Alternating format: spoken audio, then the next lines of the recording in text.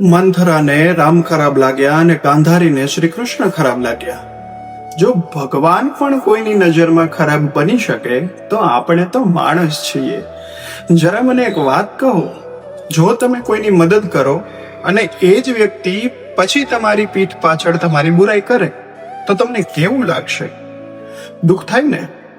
પછી તમે વિચારવા લાગો કે મેં તો કંઈ ખોટું કર્યું જ નથી, છતાં મને કેમ ખરાબ કહે છે? બસ આ જ આપણી મોટામાં મોટી ભૂલ છે સાહેબ. રામ ભગવાન હતા છતાં મંથરાને ખરાબ લાગ્યા હતા. કૃષ્ણ પણ ભગવાન હતા છતાં ગાંધારીને ખોટા લાગ્યા હતા. તો પછી તમે અને હું એવી આશા કેવી રીતે રાખી શકીએ કે દુનિયાનો દરેક માણસ આપણને સારો કહે છે? ન રખાય આવી આશા. ધારો કે તમે તમારા ઘરમાં 5 લોકોને ખુશ રાખવા માટે જાઓ છો.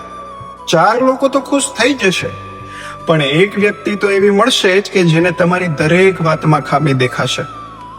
એનો અર્થ એ નથી કે તમે ખોટા છો.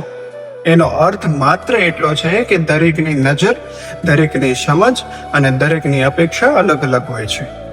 અને જો તમારું મન સાફ છે, તમારો ઈરાદો સારો છે અને તમારા કર્મ સાચા છે, તો લોકો શું કહે છે એની ચિંતા છોડી દો. કારણ કે જે તમને સમજવા માંગે છે ને એને એક શબ્દ પણ પૂરતો છે.